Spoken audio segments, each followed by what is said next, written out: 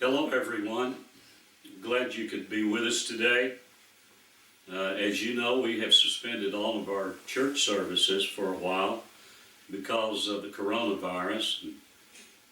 Certainly, it's a very serious matter, and we felt it to be the right thing to do to cooperate with our government leaders.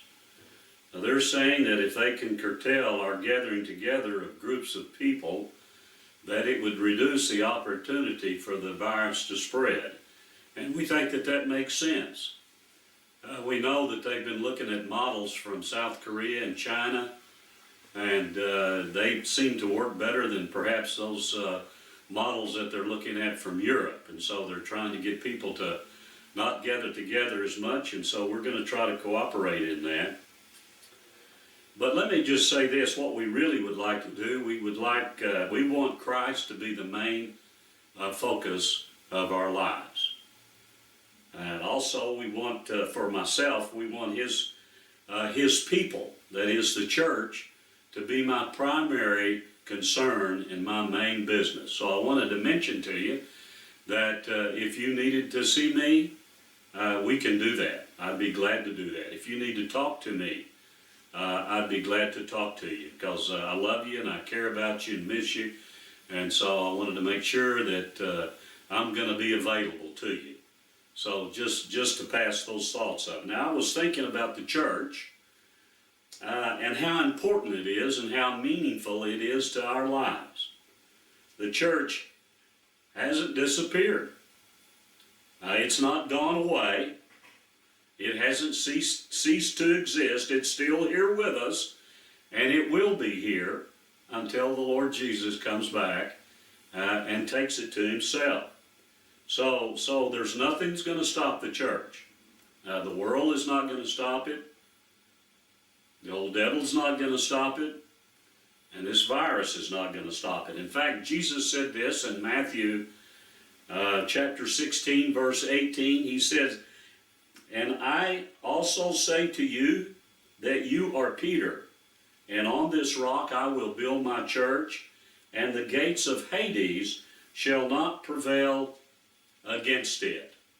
And so that's a comforting thought. I know that some people have interpreted this statement by Jesus about the building of His church as referring to Peter. That Peter would be the one that the church would be built on. And we want to say certainly that Peter had a very, very important role in the early church. He was a leader in the church. He wrote letters that are in our Bible, in our New Testament. But I believe that when Jesus said, "Thou art Peter," I believe that He was saying, "Thou art Petros." That is to say, it was a play on words. Petros meaning rock, and Jesus was saying the rock that the church is built upon is the confession that Peter had just made. So what was it that Peter said? What was the confession? The confession that he had said just previously was simply this: that thou art the Christ, the Son of the living God. And so we believe that the church is built upon the one who truly is the solid rock. We sing about Him in church, Christ the solid rock. He is our firm foundation. And so the gates of hell, Jesus said, will not prevail against the church. Now, why is that? It's because it's built upon a solid foundation.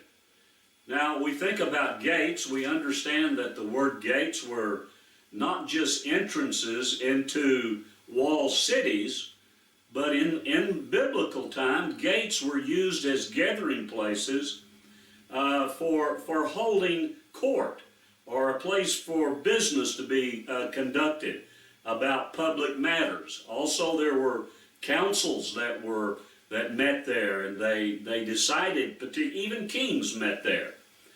But we believe that what Jesus meant when He was saying that the gates of hell or Hades shall not prevail against the church, we believe that Jesus was talking about the schemes or the strategies or maybe the plans or the purposes that come from hell. So the confession that Peter made was in response to the second of two questions that Jesus had asked. Now, the first question that Jesus had asked was this. He said, but who do men say that I, the Son of Man, am? Now, that's an interesting question, and he did get a response from his disciples. In fact, some of them told him that people are saying, he says, men are saying that you are John the Baptist. Now, we know that Herod had John the Baptist beheaded, but then he asked the question, well, who is this? And he was wondering if John the Baptist had been resurrected. And then others were saying that Jesus was Elijah. And some said he was Jeremiah or one of the other prophets. Now, these are interesting questions, who other men say Jesus is. But the second question that Jesus asked was the one that Peter responded to. And that question was, but who do you say that I am? But who do you say that I, the Son of Man, am? And so that's an important question. It's a question that we should ask. It's not necessarily so important as what other people say that Jesus is, or who they say that he is, but it's who do we say that he is. And so I just hope that this little thought and this devotion over this verse that Jesus said may be encouraging to you, that you may know that the church is going to be here. It's established upon a solid foundation, which is Jesus, and the church is built upon the confession of believers confessing who they believe Jesus is. Who is it that we believe that he is? We believe that he is the Christ, the Son of the living God. And upon that confession is who the church is built upon. So we just want to encourage you and again say, if there's anything that we can do to help you during this period of time, let you know that we're thinking about you, we're praying for you, and also to encourage you to be thinking about your other believers that you know. Please think of them, keep them in mind, keep them in prayer, and certainly pray for our country, pray for our leaders, that God will give them wisdom to make good decisions and right decisions, and that he may cause this virus to have a quick ending. Certainly that's what we're hoping that will happen. So we just want to thank you again for being with us today, and we hope you have a wonderful day. Again, if there's anything we can do, please let us know.